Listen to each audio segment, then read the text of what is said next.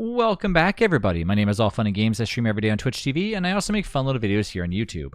Today, we're going to be talking about our friend, the water, and I should say the ocean, because this is something that I think needs to get a little bit of a change in order to make ourselves a little bit more scared of the ocean. Okay, let's start on why my reasoning is what it is. Okay, so in Don't Starve Together, we know that eventually the ocean came to us. Previously, if you remember how it used to look, it was kind of like this weird, actually kind of cool looking in my opinion, wavy stuff that you really couldn't explore. It was almost just the edge of the world, and it looked very kind of like, you know, spooky looking, remind you of kind of like a Nightmare Before Christmas vibes. And of course, that got removed, and we had the ocean. When this first happened, everyone was freaking out, thinking that it was going to be much like Shipwrecked. And of course, as time went on, we realized that's not really the case, but kind of the case, but also not really. So let's talk about why the ocean needs to have a major overhaul, or at least something a little bit scarier added onto it. Okay, so let's not go too crazy with this, and keep in mind there are some things that are eventually going to be added, I'm sure, because this is a lot of real estate for Clay to really play around with. Now, in Shipwrecked, if you noticed, every time that there's a tiny little island, you obviously have to take and go to it and blah, blah, blah. In DST, all these are all connected, and the only small little things you have to go to is maybe the Lunar Island and Pearl's Island and whatever else you decide to. So let's talk about those real quick. First off, what is there out at sea that makes you want to go get it and continuously travel back out in the ocean? Really not much. In a previous video, I talked about how stone fruits were overpowered, considering the fact that you can literally dig them up and bring them back home. I think that should not be allowed. I think the digging function of the stone fruits should really not even be an aspect in this situation, and literally allow you to, in my opinion, I'm going to give myself a little bit of light here, so then that way that doesn't have no problems. So let's put this down. Okay, there we go. And let's get back to where we just were. So in Don't Starve Together, we both know that you can dig up the stone fruits, and as I said before, it'd be better if you couldn't, because that would make you go back to the island consistently to gather more stone fruit, or potentially make your base in a different area in order to keep gathering more stone fruit. Similar to how cactus is, because I think cactus is a perfect representation as to why I don't think you should have to be able to, I should say, dig them up. Now, mind you, I do play with a mod that lets me dig up cactus, but that's just my own thing, so ignore that comment. But, you know, that's just how I do. So, yeah, I think that you shouldn't be able to take up stone fruit. That's one take to make you go back to the ocean. Second, are you really going out to the ocean to get a bunch of salt? I would probably say most people no. I don't really know why you would. I mean, sure, it helps preserve food and blah, blah, blah, and get the salt boxes and whatever else, so that might be a thing, I guess, if you really need it. Most people don't really care about it unless you're playing on a world where you might as well go do it. If you're playing on like 1,000+ world or 500+ day world, might consider actually getting it. Kelp and stuff are obviously great if you are going and needing to obviously become a wort main, which is really good and useful, and sure, can be like pretty decent, especially if you're putting them on a drying rack. So that's okay to go out to sea and maybe get a little bit of them. But past that, I would say enough to get yourself the Merm King. And then after that, I think you could probably once again survive off of just living off of stone fruits.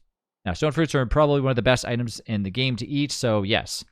You can go over and get yourself a giant seed, which will get you a giant tree, which can obviously give you a lot of shade and some other cool things.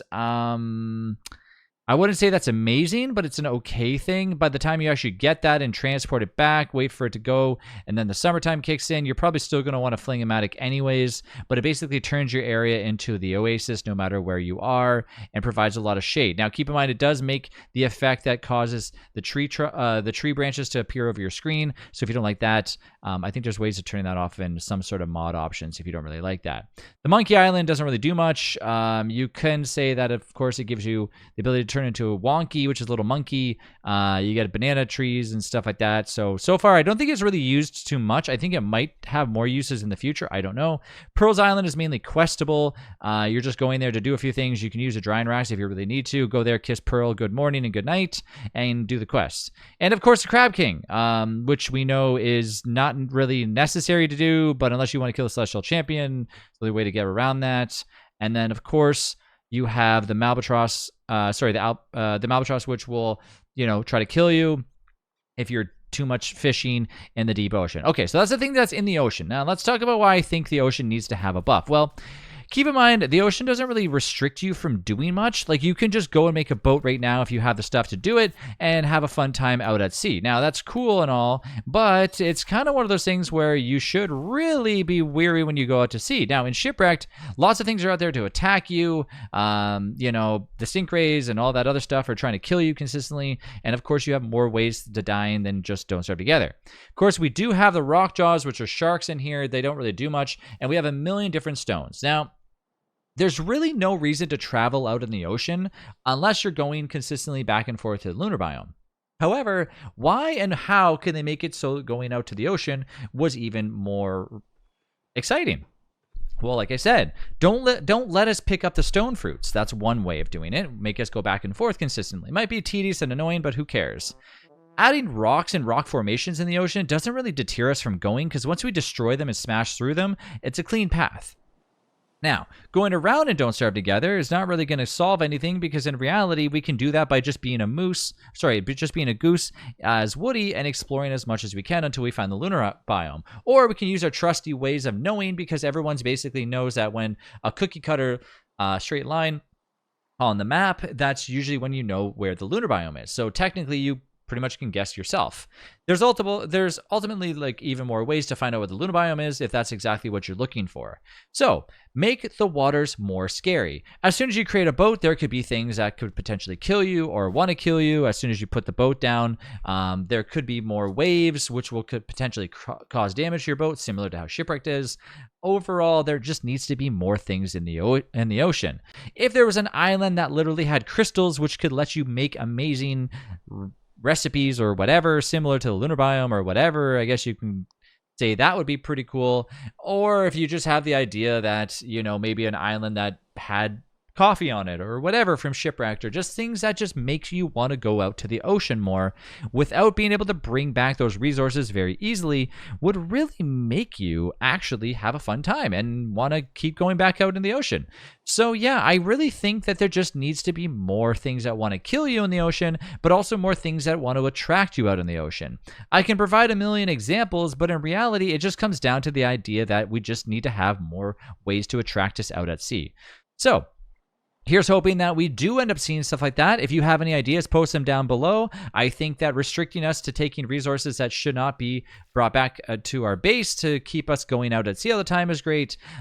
Give us the idea that, you know, maybe there's islands that have items on it that we really want to keep going back to, or we want to fight specific things. I would love to see an island that has mobs on it that every time you kill them, they provide like a cool piece of meat or maybe an item that they drop that would want us to keep going back there every few days, similar to how we fight bosses consistently. We always go back there and kill the D-Fly.